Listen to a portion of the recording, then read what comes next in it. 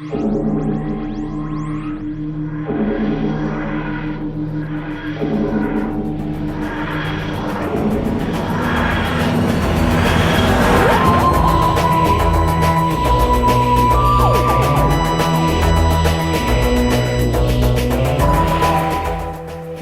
Doctor Who fans, and welcome to the Big Blue Box podcast. My name's Gary. My name's Adam. And welcome to episode 342.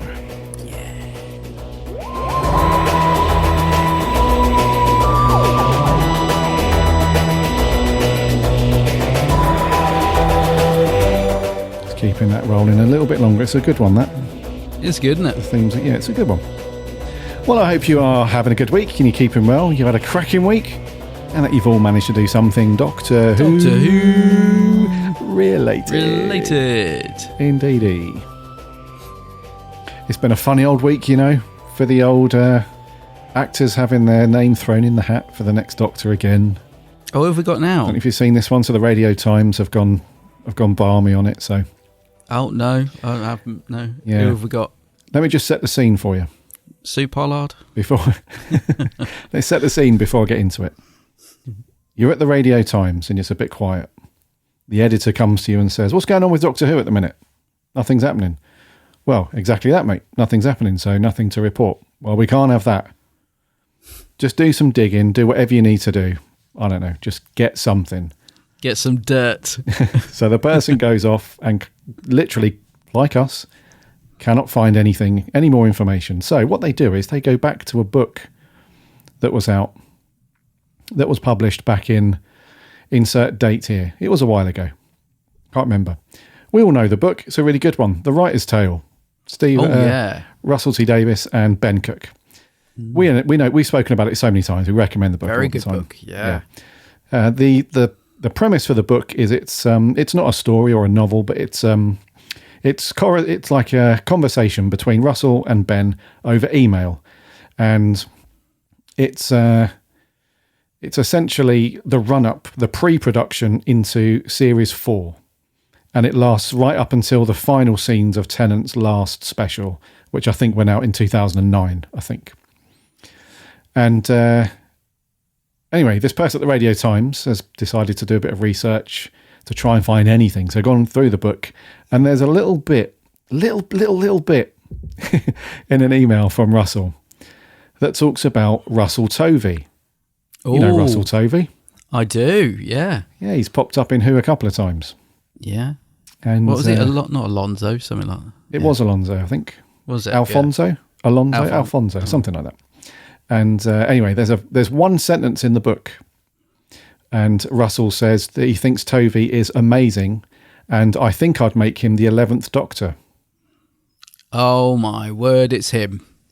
So, as you can imagine, said person, reporter, journalist, whatever you want to label them at the Radio Times, has started doing cartwheels over this because they now think that this is a done deal and Russell Tovey is now the next Doctor.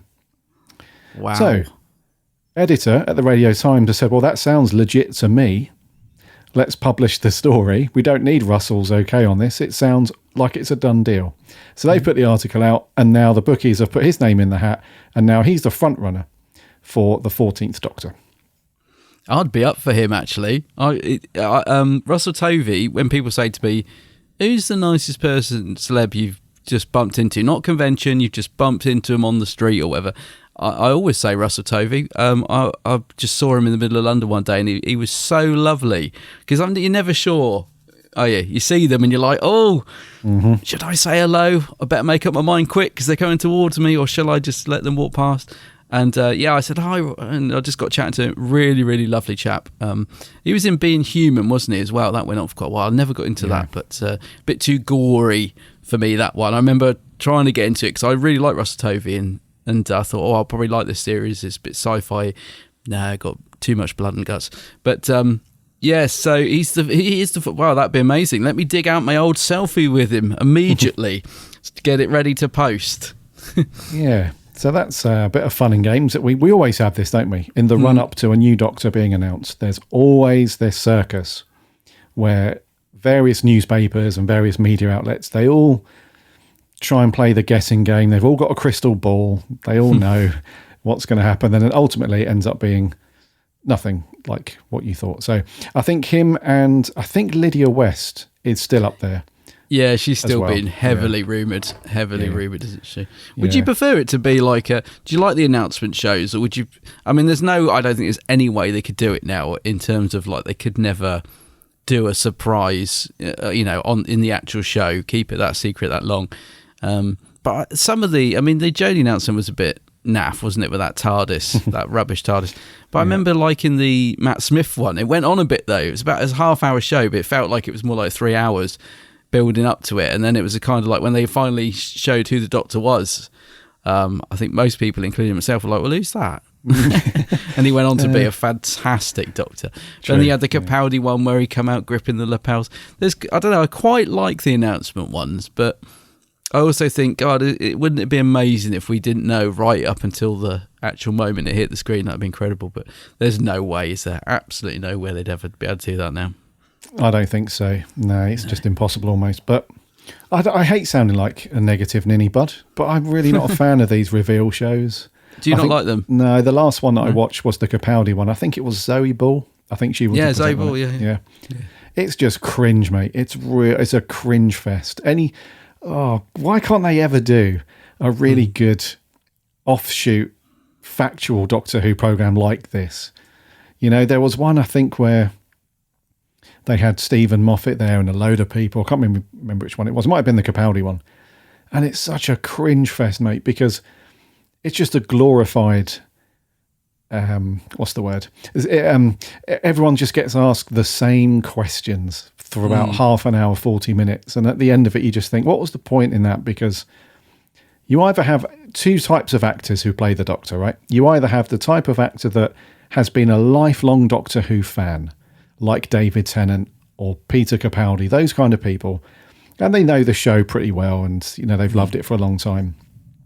And so they're a little bit more, they've got a bit more ammunition when they get fired questions around Doctor Who. And then you get the other type of actor like Jodie Whittaker, I suppose, who probably has never been into Doctor Who at all. They just view it as another acting role. And so right off the bat, you have fans like, she shouldn't be the Doctor. She doesn't know anything about Doctor Who. This is ridiculous. And then you have people like the Capaldi showing where everyone's like, he's going to be the best Doctor ever because he's been a fan. It all means nothing. Every question, every answer means zero, because everyone said that about Chibbers.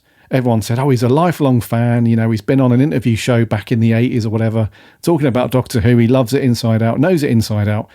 It's going to be amazing. And then it turns out that, in our opinion, make that very important, in our opinion, it ended up being, one of the least enjoyed eras of Doctor Who for us. So it all means, the whole thing is just a glorified, have you watched Doctor Who before? No. Oh, so how are you going to approach the role? Not sure yet. I've only literally just been cast, but I'm sure me and Russell will work out something great and it'll be amazing. Or the other side of the coin, do you like Doctor Who? Yes, watched it all my life. So you know it inside out? Yes. Are you going to base your Doctor off the other Doctors? No. Excellent. Let's crack on. It's literally that. That's all it needs to be. Do you have faith in Russell that whoever it is, he can make it good? Yes. Yep. You got faith in Russell's writing? I think I have, yeah, because I keep thinking this. I'm thinking whoever he casts, even if it turns out to be someone I'm not too sure about, I think, don't know about them. I think I've got enough faith in Russell to think he knows what he's doing and he'll make it work. So I'm not too worried about the casting, to be honest. Unless it's somebody really wacky, unless it truly is Danny Dyer, in which case I might be slightly worried. But I don't know. I think whoever he casts, I feel like Russell, I'm sure he's got an idea in his head of where he wants to go with it. So, I'm not too worried about the casting, to be honest. Yeah.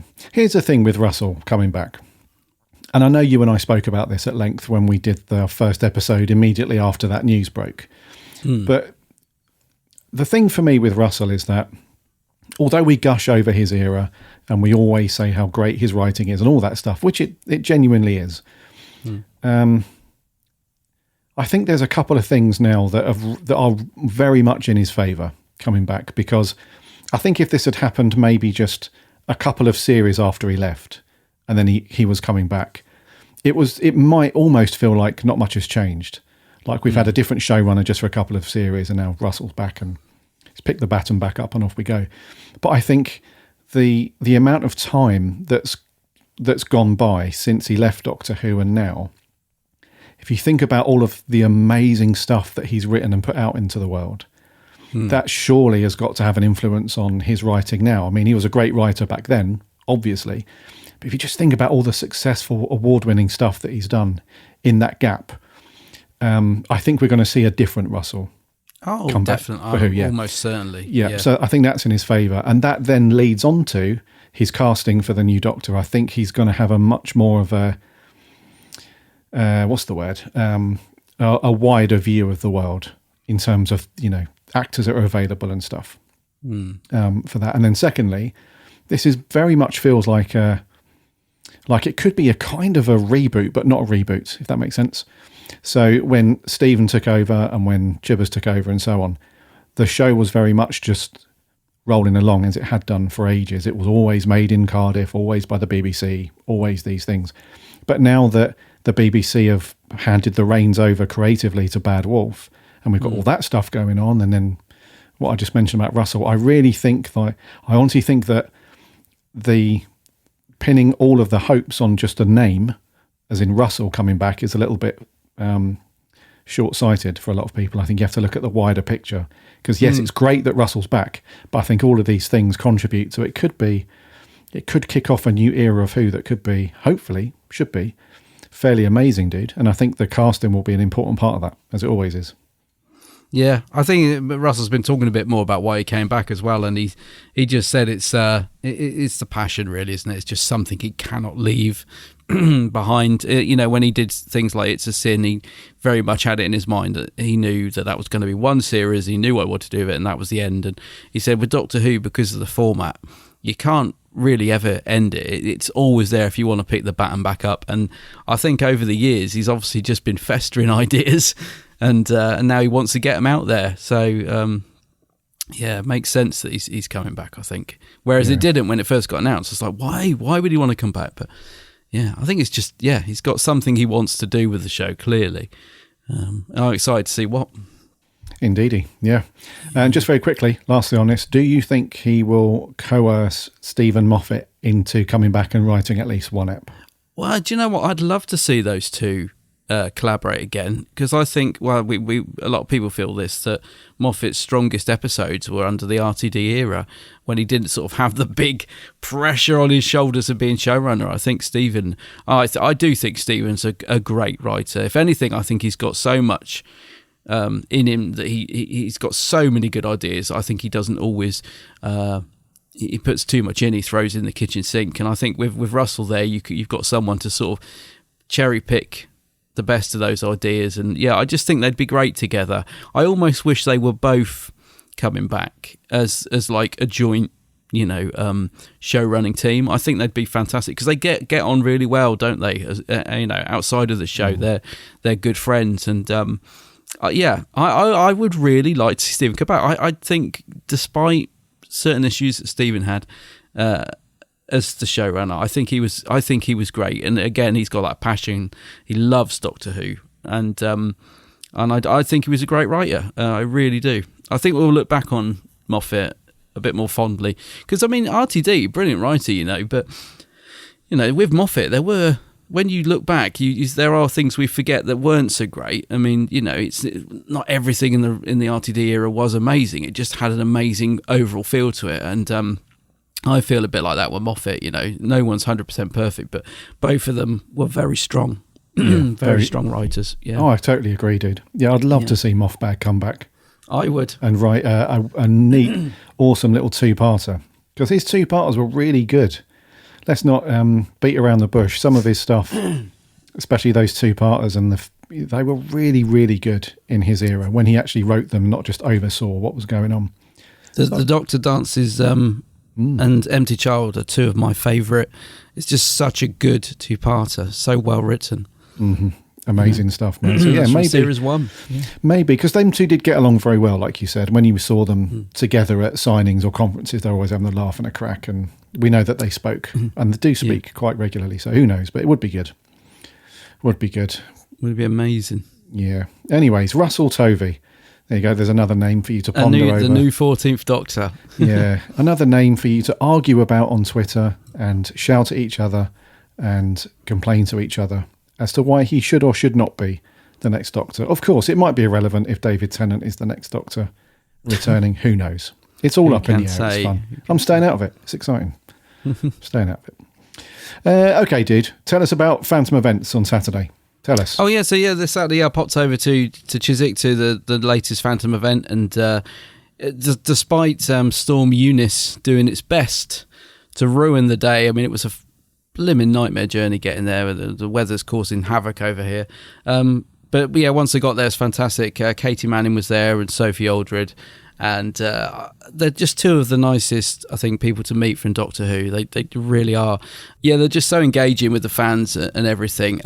It was just such a nice meet up again. So despite getting soaked and replacement buses and everything else, I was in quite a bad mood when I first got there. It was a really cracking day.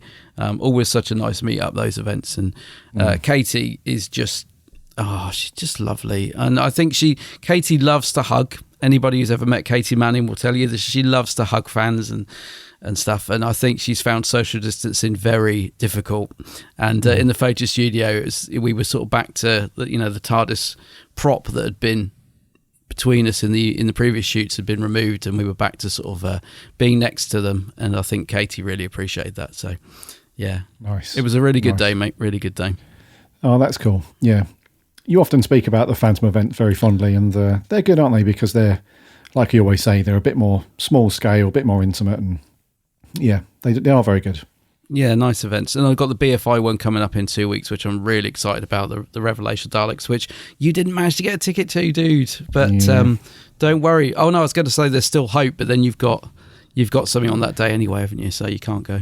I can't go anyway, but I'm sure you'll be... Raven Reporter's there, isn't she? Well, I was going to say, yeah, you'll be there to give us the lowdown on the next episode the following week. And then, Maria's going to be there. She'll do a decent article. Yeah, you don't need me. Maria's our roving reporter. She's on the ball, mate. That's all you need. I'm too busy getting lashed at the bar to be making notes and anything like that. I leave that all to Maria.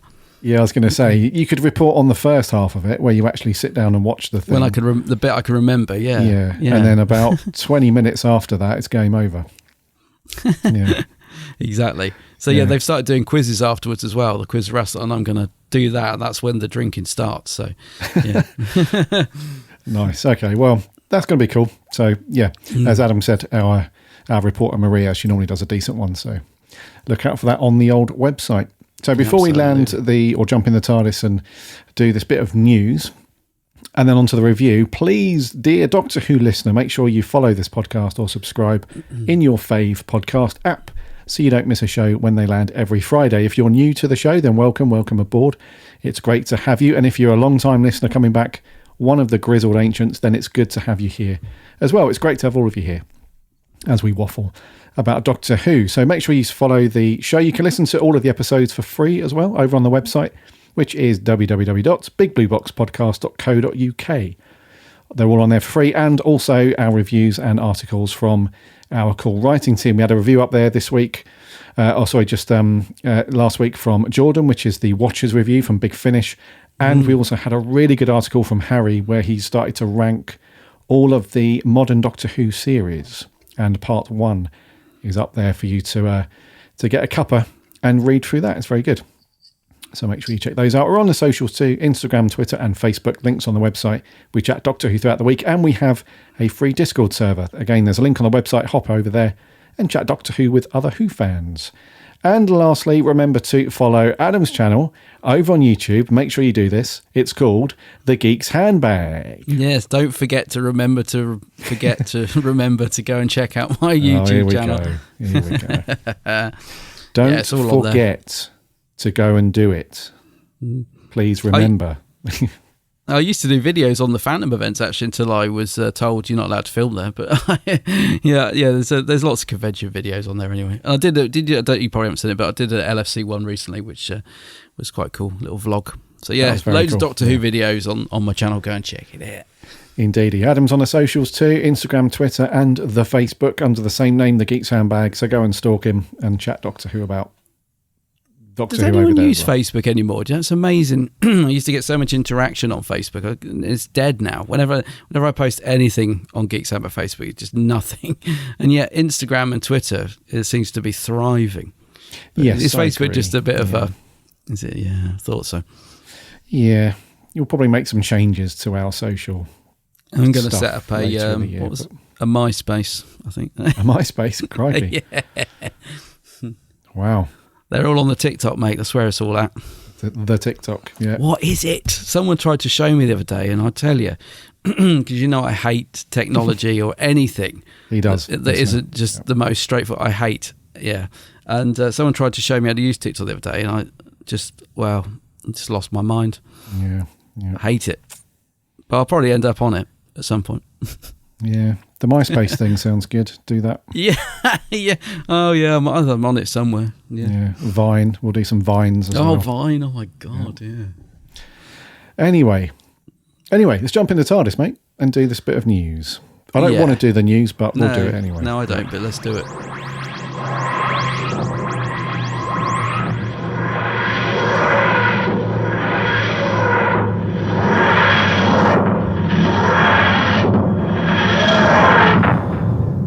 So, it's good to be doing news again, but it's sad news. I hate doing sad news. I bloody hate it. So, Stuart Bevan, who starred in Doctor Who back in the 70s, he played Professor Jones, Clifford Jones, back in The Green Death, has sadly left us. He's died at the age of 73. He was a really good, really good, actually, in The Green Death. We don't just say that when someone has passed away and their role in classic Doctor Who, but he really was good in that role, and had a decent outing across different things here in the UK. Very much just a solid TV actor. He went on to do things in Grange Hill, Brookside, Emmerdale Farm, Blake Seven Dude. I think he had a role in there, and he was very close to Katie Manning back in the day when he was filming Doctor Who. I think they were partners back then, on and off screen. Yeah, they got married and had 2 kids. Yeah, so it's hit Katie pretty hard. She put out on Twitter this statement that said, the most beautiful man, poet, actor, screenwriter, husband and father to Coral Bevan and Miss Wendy Bevan went on his awfully big adventure.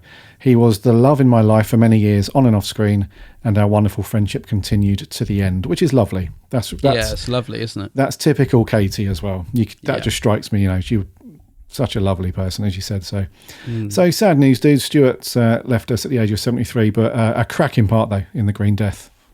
Absolutely, mate. Yes, I was going to say. I'm sorry. I was just checking to see if him and Katie did get married. I might be wrong saying that, but anyway, yes. So they were certainly together for a while and had 2 kids. And what I love about it is that even when their relationship dissolved, they remained really close.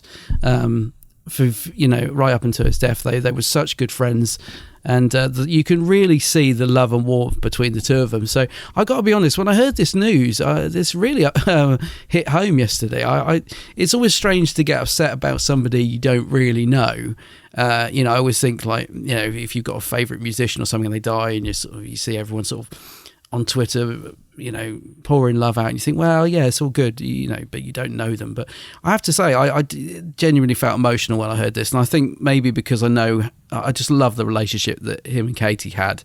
They were great together in The Green Death, and they did some really nice new extras on the Blu-ray sets where her and Stuart went on little trips in Bessie to some of the locations used and stuff. So, but I just love the relationship they had. I love the fact that they were able to be such good friends, even though their relationship had ended. And they were so close together.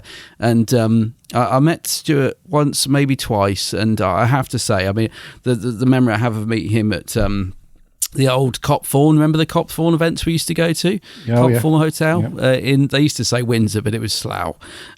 It was definitely in Slough. Those events were great, and I met Stuart there, and he really, really was just a lovely, lovely soul. There was something about him that was just very genuine and friendly and lovely. So I don't know, just a really really sort of pulled at the heartstrings. I think Katie's message as well was just lovely, and so definitely our thoughts are with her as well. But yeah, very sad news. Lovely man. Yeah, and we hate doing sad news, but yeah, as always, I think a good way to look at these things is, not to be upset or sad that this has happened, but smile, that we're able to witness and experience some of the very cool stuff that you put out into the world. And so yeah. I like the fact Katie always says, when someone passes, she always says that, go on their awfully big adventure. It's like a positive way of looking at it, rather than saying they're gone, which is lovely. Yeah.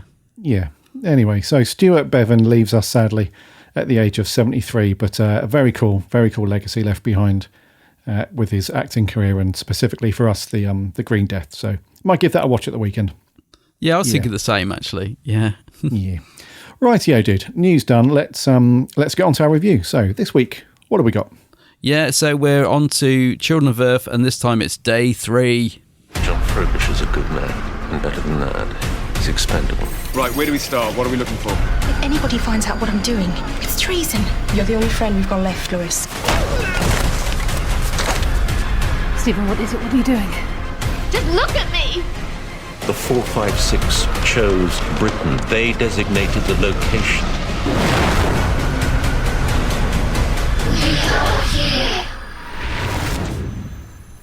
Ooh. We are here. It's building up now. The 456 and all that. So, day 3 of Children of Earth. Synopsis for this one is: the eyes of the world turn to Britain. The 456 announce we are here. As the new Torchwood adventure continues, a pillar of fire descends upon London, and Torchwood must battle to protect their own families as the fight gets personal. Will Clem's memories destroy everything? So this was first broadcast back in July of 2009, the 8th of July. It was written by Russell T Davies and James Moran, directed by Euros Lynn, and stars the usuals for this series. So John Barrowman, Eve Miles, Gareth David Lloyd, Kai Owen, and a few other peeps. So we're at day 3, bud.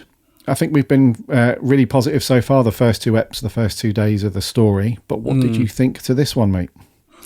For me, the positivity continues. I thought it was another really good episode, and I'm loving this series, and I'm glad to say that because I remember liking it back in the day, but I wasn't sure how well it was going to hold up, as I haven't watched this for a long time. So I really enjoyed it. Another great episode.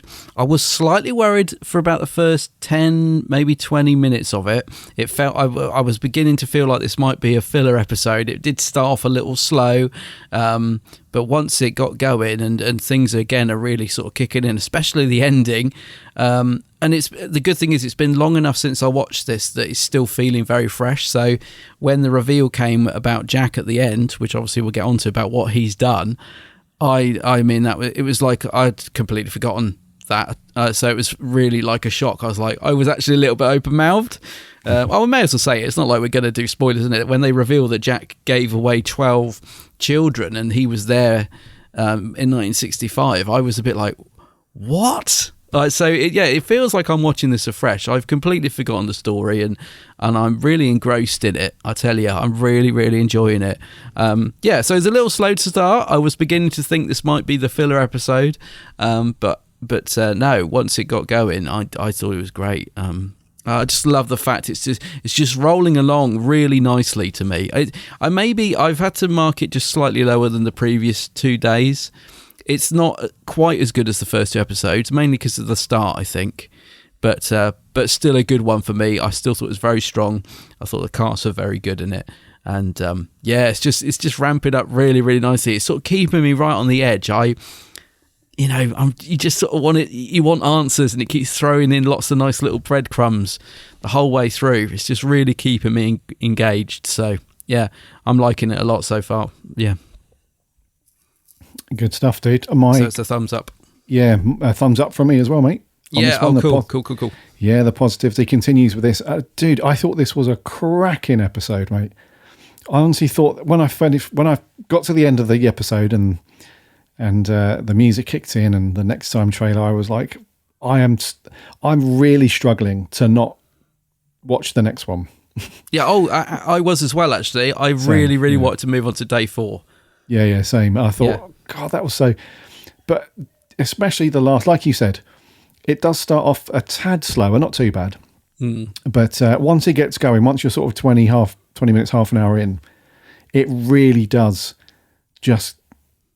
The suspense and the atmosphere throughout the majority of the episode, especially that last 15-20 minutes when Frobisher is in the room where the tank is, and you can't see the alien properly, but that was just done so... That was like Hollywood film level stuff to me, because it's I think it's probably the first time in a long time where I've watched anything Doctor Who related where I've leant forward on the edge of the edge of the sofa. I've actually leaned forward, and I'm like, I can feel myself breathing heavier, and I'm leaning forward, and I'm trying to, see through the glass like they are in the room to find out what's going on with this alien, and it's throwing up all over the glass, and oh mate, it was so good. I mean, it's a bit X-Files, that, isn't it? That box and that, it's got that sort of atmosphere, that classic sci-fi thing, defo. So for me, mate, this is up there. I think I'm not sure yet. I've got a score written down, but I think for me it's slightly higher than the other two. Really? Okay. For me, because this was a slightly different vibe than the first two. I think the first two were very much action based, where there were some really good set pieces with breaking Jack out of the prison with the cement, and the shootout before that, and the at the beginning when the bomb had gone off and Jack was in pieces, literally. Yes, and, that was crazy. Gwen had the shootout and all that. So that was very much the James Bond MI5 Mission Impossible stuff for me. In this one, like you absolutely nailed it, mate. This one was more like the X-Files. This was more the trying to discover a bit about the 456 and that mysterious holding back of not revealing what they're after and what they look like. Not until right at the end anyway. And then we had a couple of twists as well. So we had right at the very end. So I don't need to say it, but this is spoilers, obviously. If you've not seen Torchwood yet, then, turn this off. But the spoiler right at the end where Clem recognises Jack, and Jack was the dude that took the kids back in 1965. Yeah, I didn't see that coming at all. Gift. Yeah. Like, what was that about? And you can see Gwen, she's a bit confused, and she's like, hold on. Don't know, you've got it mistaken. Like, Jack fights the aliens, he's one of the goodies, he protects and stuff. And he's adamant, he's like, no, he was there, he looks the same. And then she starts to slowly cotton on, and she's like, what's he talking about? And Jack obviously has to come clean. Oh, mate, it was that last 20 minutes was some of the best Torchwood I've ever seen so far. In all of our reviews that we've done in the first two series up to this point, I honestly thought at the end, as the credits were rolling up, I literally said out loud the S word. I was like, that was amazing. And like I said, I tried really hard to not just crack on and watch day 4, but overall, dude, what a cracking episode. The ending, I was going to say, this comes back to what you're saying about the RTD era, that feel that he somehow manages, you know what I'm trying to get at, right? So there are certain scenes like that last 5-minute bit where Clem is going mad, he's coming, here it is him, and all this, and it just sends shivers, and you're like, it's like that moment television that Russell manages to create, where you even now you can watch it and get that real buzz of this is brilliant. So you got that moment, the moment where Sarah Jane turns around and sees Tennant's Doctor. You know what I mean? It's just these moments that are in this sort of moment, in the RTD era, are just brilliant. And I agree, that ending just really got me, because Clem, that actor is great. What's the guy's name? The guy playing Clem, the child that's now a man.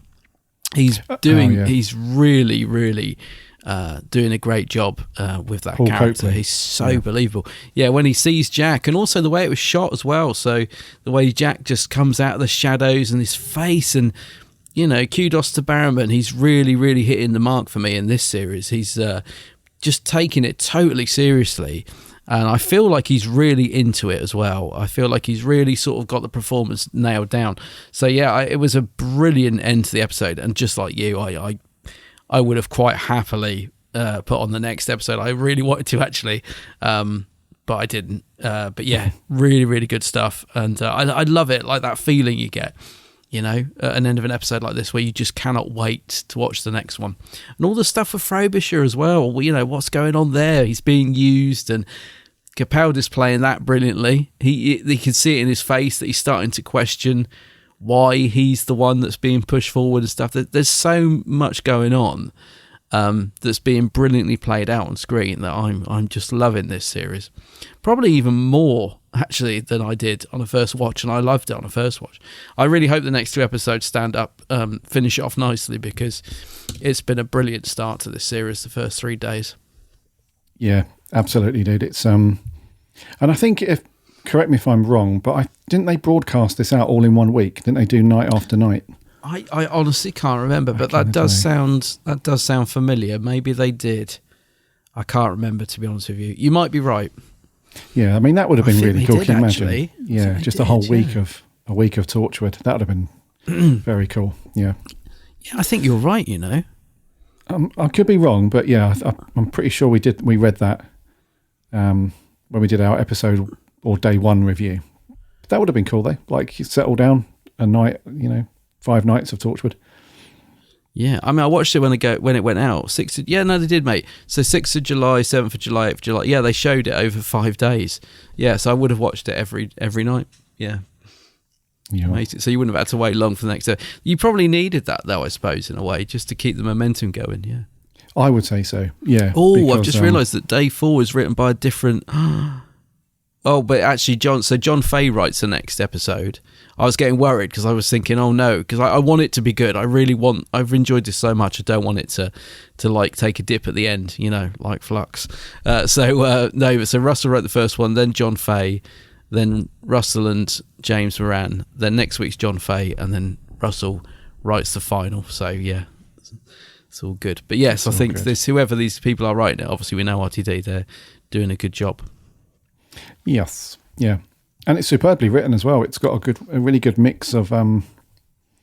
I think we did pick up on this in our day 1 review, but they seem to have ditched all of the unnecessary, the unnecessary adult stuff just for the sake of being adult. The innuendo, you know what I mean? Stuff.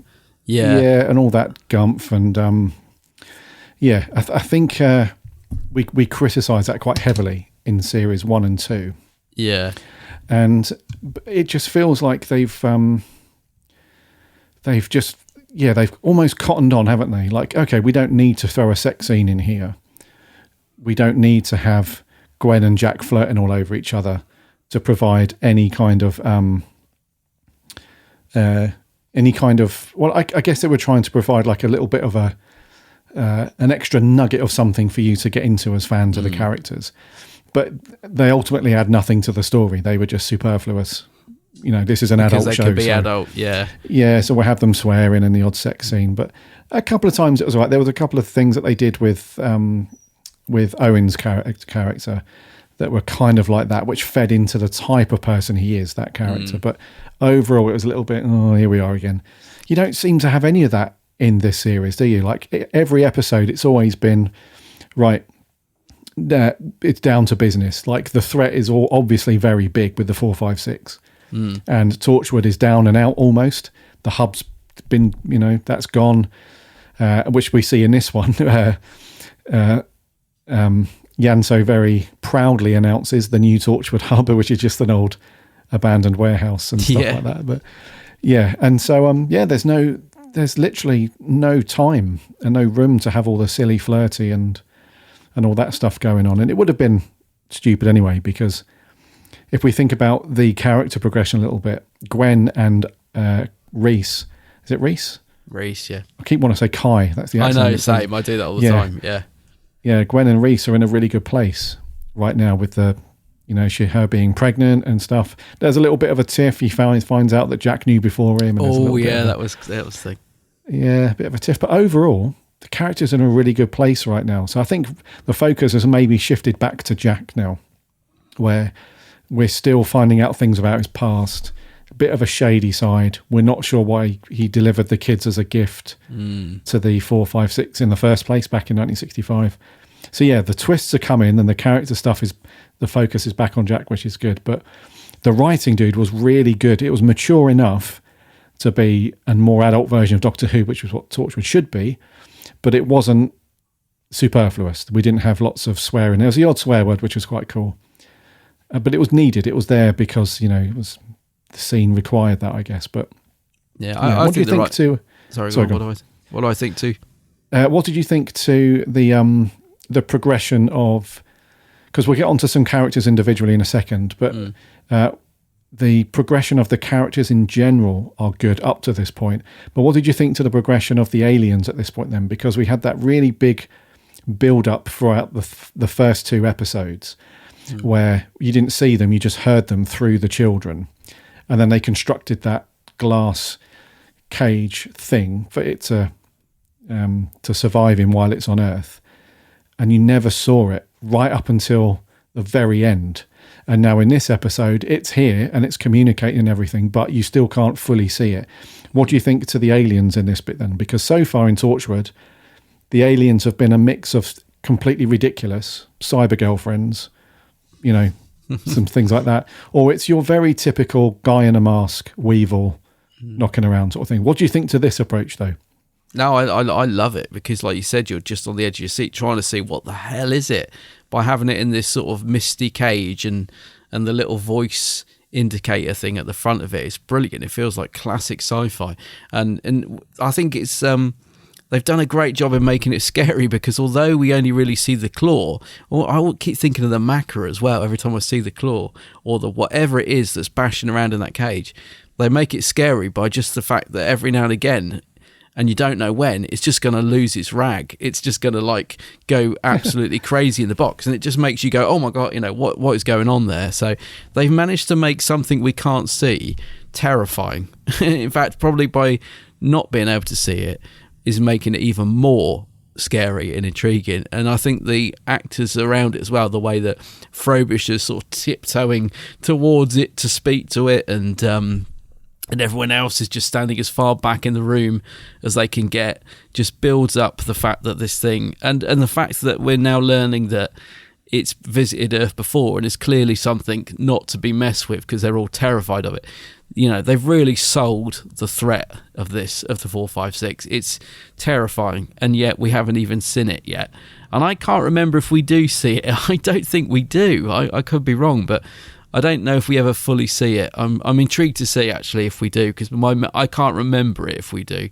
But no, I think it's been handled brilliant because even right from the beginning, when it's using the children to voice it, we are coming, and then we are coming tomorrow, we are coming today, and then the pointing to the sky. It's just the build up to this thing is brilliant. And again, this comes back to the writing has been very strong.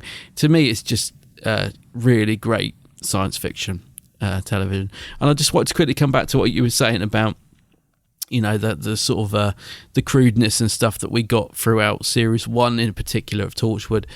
Toned down in series 2, it was still there. Yeah, you're right, we haven't really got any of that. In fact, I was slightly worried when Yanto, there's a funny scene. There's some, do you know what? In this is quite a serious episode, but there's every now and again, there's these little moments of really great humour that are added in, and some lovely scenes in this. And there was a great moment where Yanto, I think, Jack puts the coat on and Yanto's getting a bit frisky, and he's like, saying to Jack, should we get rid of Reese and have 20 minutes to ourselves, sort of thing? And that was just such a, and I did worry at that point because I was like, oh no, I expected it to cut to him and Jack getting it on in the, I thought, oh, any second now, but no, it doesn't. It's just played out as a humorous scene where Reese is like, well, the beans are nearly ready, I can't go anywhere yet, and they're like, oh, the beans are nearly ready, and it was just such a fun scene. Whereas I think if that had been series 1 or 2, it would have, just cut to them getting it on in a cell somewhere or something, wouldn't it? So yeah, you're right. They've managed to just get the tone of this, I think, just right. The humour, the seriousness, the sci-fi, everything. It's all just clicking in the right place, I think, this series. Yeah, there's a couple of scenes like that were very cool. There's a scene a little bit later where Reese recognises the contact lenses. Yes, that's another scene. Yeah, another great fun scene. Yeah. Again, it's adult. It's an adult joke, but it's handled well, isn't it? It's funny. It's not crude. Yeah. Oh, you're absolutely right. Yeah. It's not done in a crass way just because it's like we were saying, but so the lenses that that what's her face is wearing, Reese immediately recognises them, and it turns out that him and Gwen had used them for what's the word? For a little bit of sexy time, a little bit of fun. I just like the fact, Jansen doesn't want to be outdone. He's like, oh yeah, I've done that. Yeah, we've all done that. It was just a fun scene. Yeah. Lois, she wears them. And her character's really cool, dude. Yes, I like her. Yeah. Yeah, Gwen pleads with her. She's like, look, wear these contacts, because it's a really good little show-off moment with the tech, isn't it? Where Gwen's already wearing them. She opens the laptop, and Lois is just amazed by it. She's like, where's the camera and stuff? And they're actually inside the contact lens. It's all very cool James Bondy stuff. Have we seen those before? It was really bugging me yesterday. Well, where Martha wears them when she infiltrates the farm. Ah, right. In the episode Reset. Yeah, so she's wearing them. Yes, there. I thought we had. I wasn't sure if I was just remembering the episode or what, but yeah. Yeah, so she's amazed by them. And then Gwen, after we've had the fun little, all our technology is really cool and stuff, she pleads with Lois, like, you're the only friend we've got on the inside. And then, as we thought she might, get to a point in the story, she's like, okay, I'm going to do it. She goes in the bathroom, pops the lenses in, and that then adds to the whole suspensefulness of the of that final scene, because we'll come on to Peter Capaldi in a moment and just how amazing he plays that scene. It's brilliant, yeah. But it was already suspenseful because you can't see the alien inside the glass box. But then the fact that she gets up and walks around the edge of the room and you can't hear it, so she has to write down on a pad what the alien's saying, but they can kind of hear what Frobisher's saying. That whole, like I said earlier, that last 15 minutes, 20 minutes was just brilliantly done. And her character really adds to that, because she knows she's going to get busted at some point. Or we probably suspect she's going to get busted, because for things like Doctor Who and Torchwood, you can only get away with stuff for so long. I feel like the older aide to Frobisher's got her number now. That actress is great as well. The one who's playing his Frobisher's assistant. She's slightly. I think there's a bit of jealousy there as well, isn't it? But she's really good, that actress, and she's playing the part brilliantly. But I feel like she's got Lois's number, and it could be her downfall is not far, I don't think, away. Yeah, no, absolutely. It's I mean, we could go on for hours saying how well some of this was written by Russell, and who wrote it with Russell? James Moran. James Moran. Yeah, but even that scene, it's only like a minute long, but you really get, oh, mate, I'm going to really struggle here not to gush over Russell T Davies again. Go for it. For years, we've always said that one of Russell's strengths is his character writing. And even if there's a character that's on screen just for a minute, the way that they're written is that you're just absorbed by it and you're drawn in. So the assistant, the senior assistant to Frobisher, I guess, she there's a little bit of jealousy there, because she's like, look, I want to come to Thames House as well. She's like, no, you can't. Don't be ridiculous. This is big boy stuff. And then she's like, well, he asked me to come. And she's like, okay, for a private reason. And then the penny drops and she's like, you're not the first. She's all sort of humpity. You wouldn't be the first. Yeah, she all gets her back up and all that. Yeah, you wouldn't be the first. But Lois thinking on her feet, though, because what else could she say? She's only just started there, so what can she say? It has to be a personal thing, which then suggests that old Frobisher's been a naughty boy. I know, yeah, it does, yeah. I thought that. You really feel like Lois is going to go on to be a new member of Torchwood, don't you? So it really feels like it's leading up to that. So I'm wondering. I think so. I'm wondering what's going to happen there. And Reese, he's just like the way. I love the way he's been written into it, because he feels now part of the Torchwood team. Even that he's sort of become the new Yanto, isn't he? Where he's just cooking beans and doing all the all the housework and that sort of stuff. So yeah, you feel like there's a new Torchwood team building, and I kind of feel a little bit sad that we didn't get it, because obviously we know that doesn't happen. I can't remember what happens to Lois or Reese or whatever, but I do remember enough to know that in Miracle Day that we're very much back to basics with the Torchwood team. But yeah, looking at this, wouldn't it be amazing to have had a series with like Lois joining and Reese being a proper member of Torchwood? I think this would have been great. But yes, it wasn't to be. I don't know how it all pans out in the next 2 episodes, but I know it doesn't go down that route. But she would have been good though, wouldn't she, Lois? She would have been great. Yeah. I think once she's obviously got that trepidation about, should I do this? Should I not? She does say that very clearly to Gwen. She's like, look, this is treason. If I get caught doing this, then it's game up. It's game over for me, sort of thing. But when she does commit and she does decide to do it, she's very cool. She's very, very cool. I like her character. I like her character as well. Yeah. What did you think to? Before I get onto the cast, the principal cast, what did you think to Frobisher then? Because once again, he's being thrown under the bus by the Prime Minister. The Prime Minister basically said, because it's really funny, isn't it? Unsurprisingly, the Americans turn up and they're really put out that the fact that the 456 have chosen, Britain, the UK to land and do their negotiations, whatever they are. And they're like, we're not happy about this. You've caused this. This was your plan. The Prime Minister's like, I haven't done anything. Like, they chose this location. We haven't done anything, sort of thing. But the Americans are put out. And then units there being very un-unit, I have to say. Yeah, it did feel a bit like that, didn't it? Yeah. Did you get that? Like, the guy representing unit was very much... didn't seem too... I just don't know what his...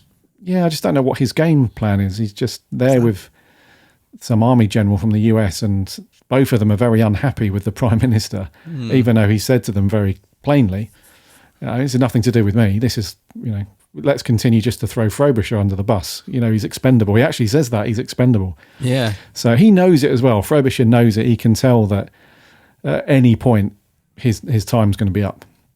But, like a good patriot for the country, I suppose, he cracks on and he does it. And but he's really good throughout. He's got that coldness to his character that's needed. And there's a really good telephone conversation between him and Jack.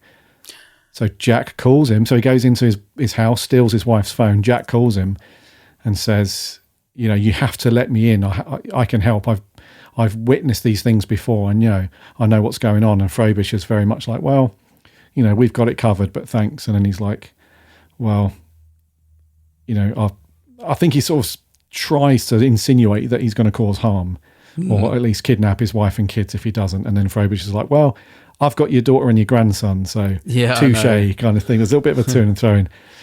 So he's very cold throughout most of the episode. I think this part of it where the alien's actually here now and things are getting a lot more serious, he's having to knuckle down a bit and not be as caring and stuff like that. And then at the end, like I said, that final bit where he's trying to negotiate, and when the alien first lands and he tries to talk to it and communicate, Peter Capaldi is brilliant in this episode, right? He's just so... He is, and I don't sit there thinking, perfect. It's the 12th Doctor. He feels like a completely different character. I mean, obviously he looks a bit different as well. He's a bit sort of he looks more scrawny, doesn't he, in his suit and stuff. But no, and I love that scene with him and Jack. I again, this comes back to what I was saying about Barrowman being, I think, on the top of his game at the minute. That scene between him and Frobisher, that phone call is brilliant, because you sort of, like you said, it's a bit of a sort of one-upmanship between the two of them.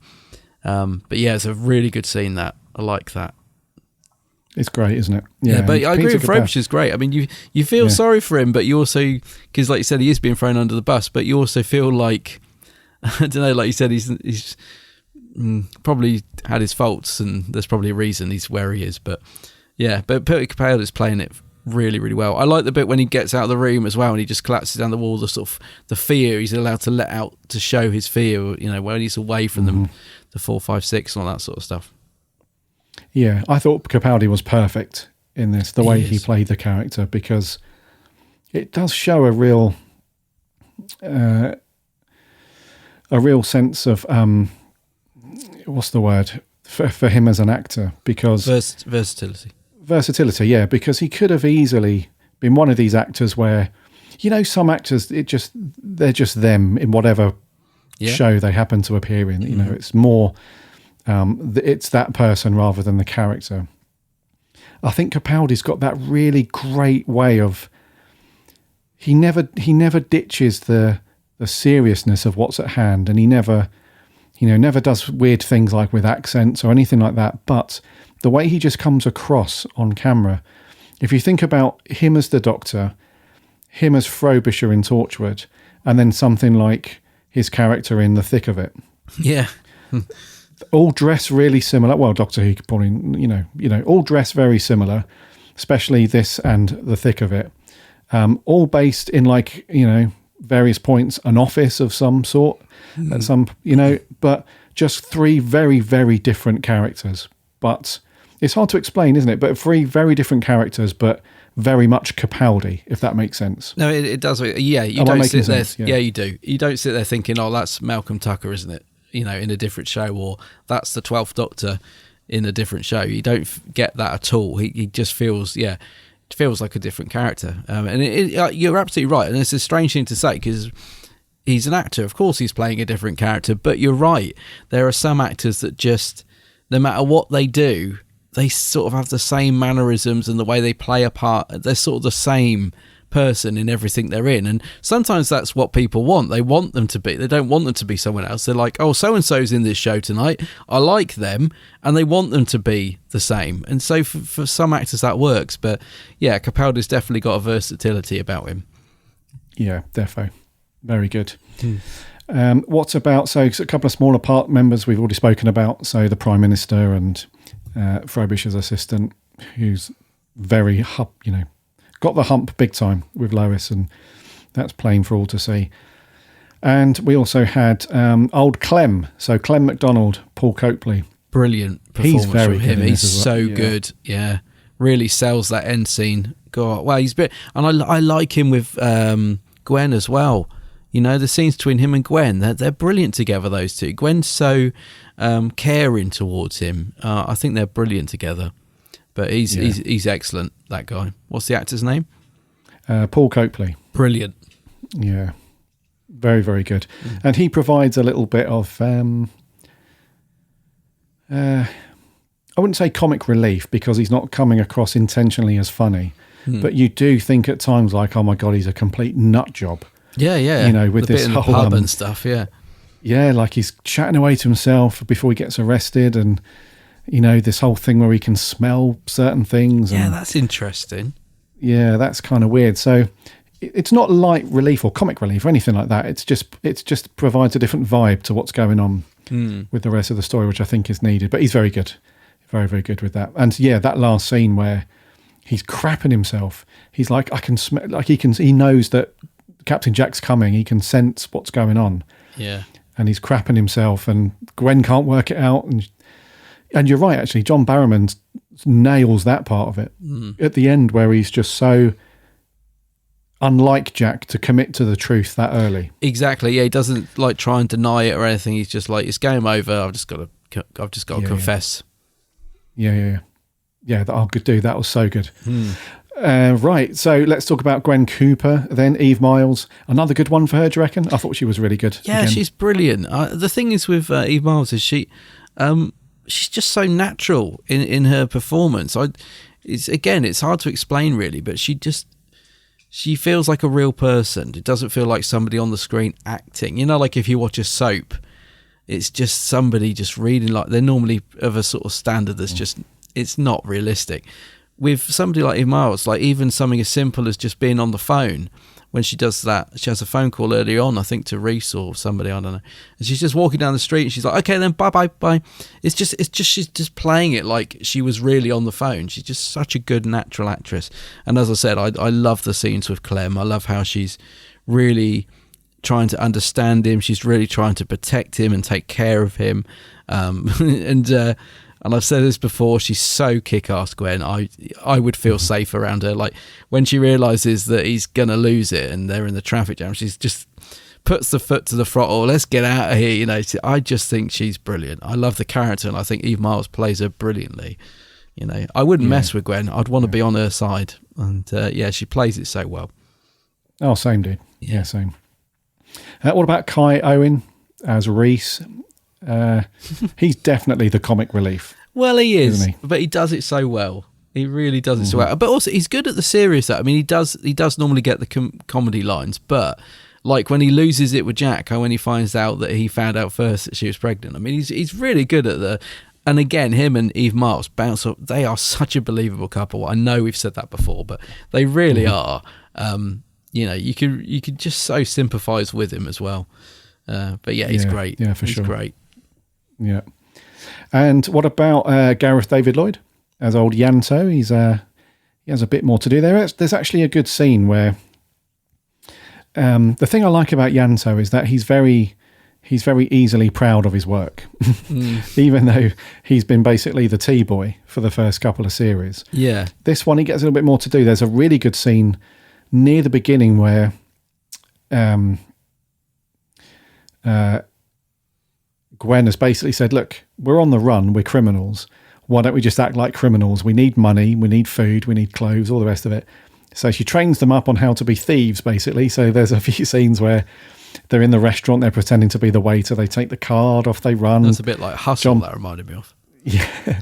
John Barrowman steals his own Porsche as Captain Jack. I'm pretty sure that's John Barrowman's Porsche. Oh, was it?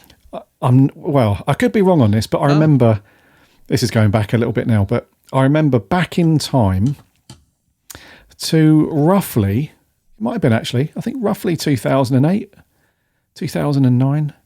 I remember going to Collectomania at Milton Keynes and walking round the side of the building to get round to the front entrance and seeing John Barrowman get out of a Porsche, which I think was that one. Oh my God, he probably just stole it in real life.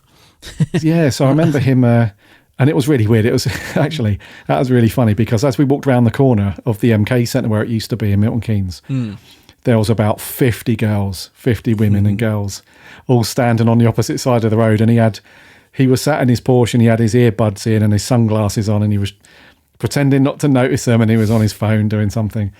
And as soon as he got out the car and shut the door, there was just this ginormous beaming Colgate smile. You know, the big Hollywood John Barrowman smile. Yeah. And all the women ran over and he was like, ladies, look, don't worry, you know, go and... Basically, what he was saying was, look, you're not getting any freebies here. Go and pay for your autograph. Go and pay for your picture, your photo shoot. And he made his way in. But I'm 99% sure it's the same Porsche. I could be wrong, but maybe he just turned up as like, guys, save some money on a production. I've got a Porsche. Yeah. I'll jump in my own one. Anyway, so we'll do that. And where was I going with that? Yanto. Yanto, sorry. So they all go off and do that. But then Yanto turns up. And he's got carrier bags full of stuff. And he's like, here you go, here's some clothes and blah, blah, blah. And he decks Jack out in exactly the same costume. Yeah, I know. As we see Captain Jack recently. And he's just beaming with pride and stuff. And then that scene later on where he's basically saying to Jack, look, let's have half-hour cheeky little, you know, because, yeah, I'm liking the coats back on all the rest of it. So what do you reckon to Gareth David Lloyd then? So he has a bit of a cheeky one in this one, but... yeah, loving his job, as always. Yeah, no, it's a fun scene. I thought the thieving scene was unintentionally funny, actually, when they were stealing, because they sort of managed, so like when they steal the credit cards, they're just walking away calmly. They all run off like, almost like if you put some Benny Hill music over it, it'd be like a comedy sketch, you know? But they all do it. They all run away really sillily after they've stolen something. But yeah, I thought it was just unintentionally funny, that scene. But I did like it. It reminded me of the Hustle TV series when they used to do stuff like that. But yeah, the coat thing, I mean, again, a little bit cheesy. I'm back. That was a bit of a Jack moment, that, but I can forgive it because it was fun. Yeah, same. Is it the same coat or is it slightly different? I mean, it looks the same, but I don't know if it's a slightly different coat. I'm not sure. I'm no expert because I haven't studied the details. I think it's the same, but I don't know. I think it is. Because they sort of, Yanto throws in the line, doesn't he, of like army surplus or something. As if to say, I've got you the same coat. I don't know. Yeah. And that's probably John Barrowman driving that rather than the character, because at the very beginning when they go into the old warehouse and there's just a sofa and a few tables, Jack does say, when we're going to get some new clothes. I mean, jogging bottoms. I don't do jogging bottoms kind of thing. Yeah. So that's probably John Barrowman. Again, that made me laugh because he's all covered in like he's all burnt and he looks in the right state. Yeah. Before we move on to David, who's David Barrowman? Who's David Barrowman?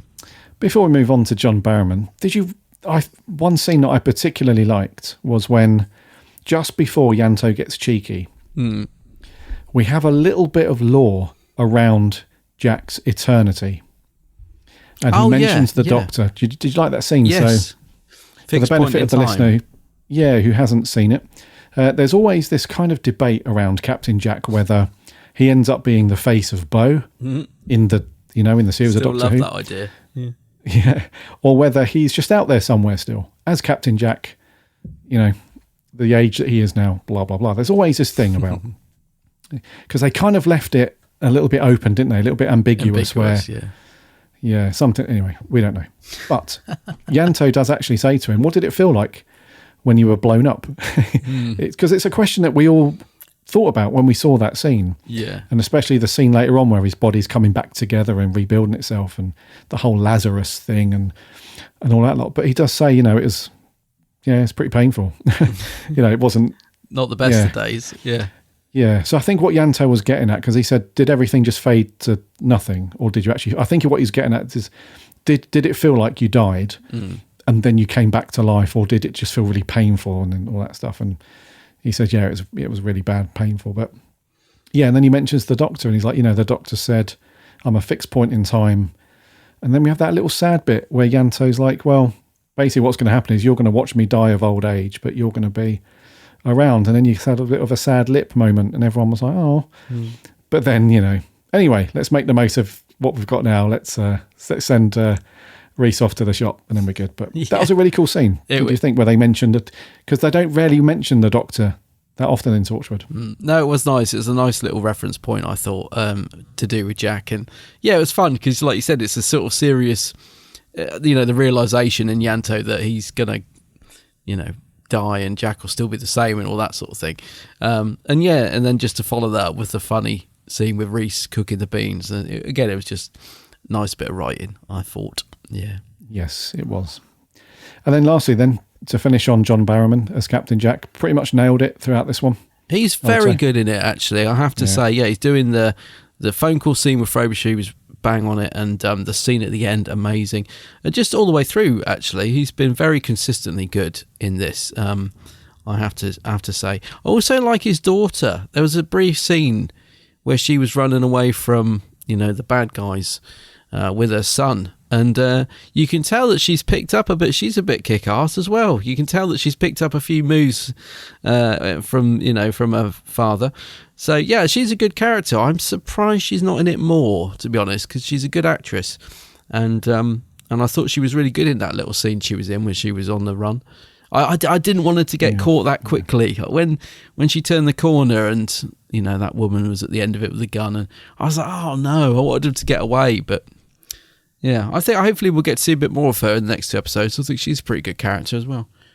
Yeah, I hope she's not Agent Johnson, wasn't it? That was after her. Yeah, that's right. Yeah. That was a good scene. Yeah. But she gets rumbled, though. She gets busted. Why did she use that person's phone? I didn't get that. I didn't get that scene. I'll be honest with you. I didn't. Yeah, was she trying to get away from using her own phone, thinking they wouldn't be able to trace her, or what? Well, it's either that or she thought that Jack was ignoring her calls. Yeah. So if she tried to call through on another phone he didn't recognise, he would That's probably potentially answer. Maybe, yeah. But that was a good scene. A good bit of suspense there where she's looking out the door and you can't see anything, but she just senses that something's not right. So she's like, run. Yeah. I feel sorry for that kid. Yeah. She really throws him around the corner. Did you notice that? Yeah. She literally launches that poor little kid round the side of that wall. I don't know if that was intentional or what. Well, it's good education in action acting. Yeah. Sometimes you have to be roughed up a little bit for it to be genuine. No wonder he actually looked terrified, that poor kid. Yeah. No, that was a good scene, dude. And I think overall John Barrowman did have a great one again. Yeah, she's good and Barrowman's good as well. Both very good. Yeah, good. Anything else on your notes, Bud, before we score this? No, I don't think so. No, just having a look. No. Yeah. Well, in that case, it's you to go first, dude. Yeah. What are you saying? Well, I had said that I really enjoyed this episode, but maybe not quite as much as the first two. So I had marked it down slightly, but only by a 0.5. So I've rated day 1 and day 2 8. Now, as we've talked through this, and this does happen, I really did enjoy this episode. I think I only marked it down because of the beginning being a bit slow. But now I think, now we've talked through it, I'm going to give it an 8 again, because, like you said, the ending and the majority of the episode was so good. So I am going to give it an 8, the same as the first 2 days. It was nice, a good episode, yeah. Okay, I'm going to give this an 8.5. Okay. Because I also scored the other 2 and 8, but I just really thought that the suspension and the atmosphere and the build-up of the story was written so well. It really was just a proper, enjoyable Torchwood story. Torchwood episode, and I can't wait for day 4. I really can't. We very rarely say that these days about looking forward to the next one, but yeah, I'm looking forward to the next one. Just very quickly before we move on, why do you think, because talking of moving on to day 4, why do you think Jack, have you got any theory, or can you remember from when you first watched it? Because I honestly can't remember at all, but I'm wondering, why has Jack given them 12 children back in 1965? What's the reason for it, do you think? Have you got an idea, or can you actually remember? Because if you can remember, don't tell me. Can you remember why he did it?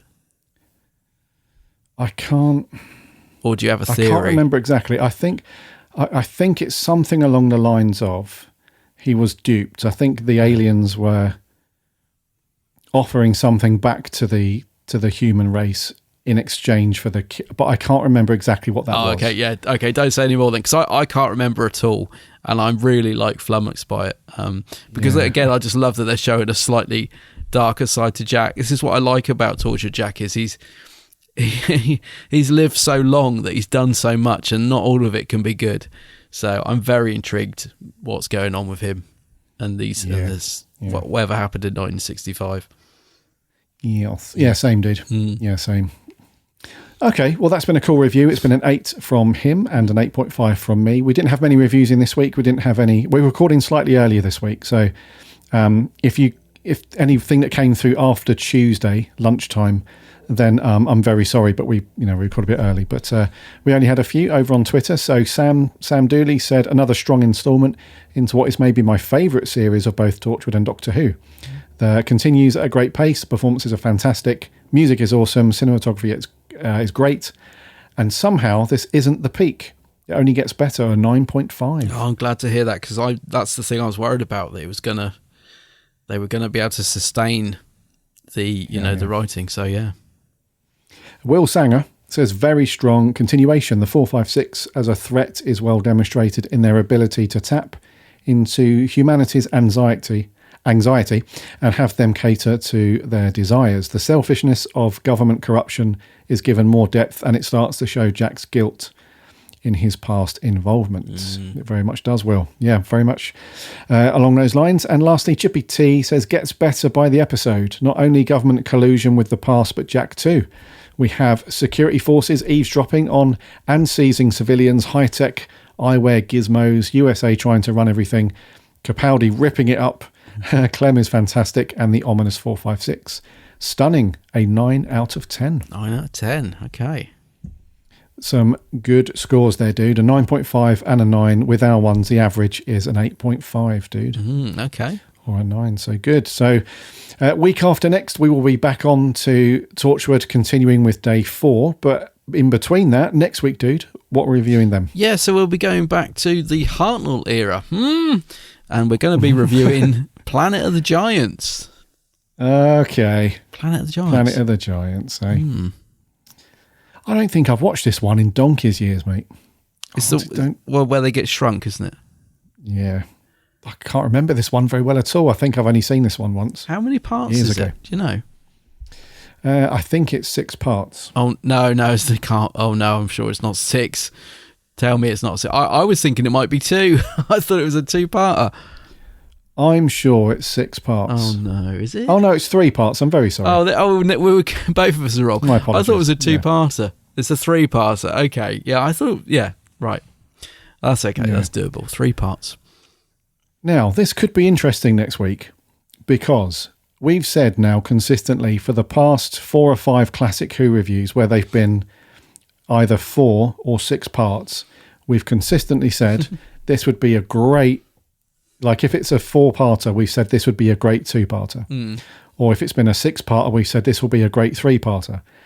Now we have the opportunity to put that to the test. Let's see. Because this could have easily been the usual 4 or 6 parts. So we'll see on the old 3. Yeah, I can't remember a lot about it. I think there's a giant ant in it or something. I can't remember. There is, yeah. And a matchbox. A giant matchbox. Indeedy. So please get your DVDs ready and waiting to give that a watch, or get BritBox fired up. It's on there because we'll be asking for your reviews and thoughts on that as always next week. And I think that's a good point there, dudes, to stick a pin in it for episode... What episode are we on now? 342. Episode 342. Let's do it there.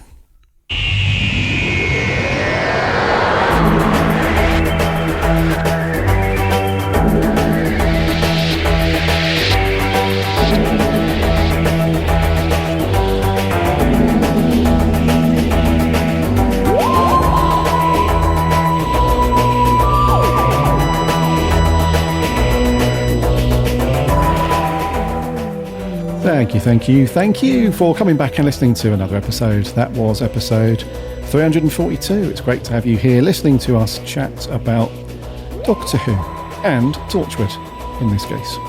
So some decent scores there on the old day 3 of Torchwood. And next week, as Adam said, we're over to the First Doctor era and Planet of the Giant to get that watched, because we'll be asking for your thoughts as always. In the meantime, make sure you follow this show on your fave podcast app. A new episode lands every Friday. And you can listen to everything for free on the website too. So bigblueboxpodcast.co.uk. Plus check out all of the reviews and articles from our amazing writing team. And we're on the socials, Instagram, Twitter and Facebook. Links on the website. Come and get involved over there. And we have a free Discord server. There's a link on the website. Come and chat Doctor Who with other cool Who fans over on Discord. Also, check out my co-host channel, again, over on YouTube. It is, of course, The Geek's Handbag. Geek's Handbag, yes. Loads of Doctor Who videos on my channel. Go check it out. Also on the socials. Go and check them. Yeah. Go and check them. So, my usual advice still stands. Grab a nice drink. Get comfy. Fire up Adam's YouTube channel. Check out loads of cool videos. And he's on the socials too. Under the same name. So... until next week for episode 343. Yes. Yeah. Have a good week. Take care of yourself, and remember.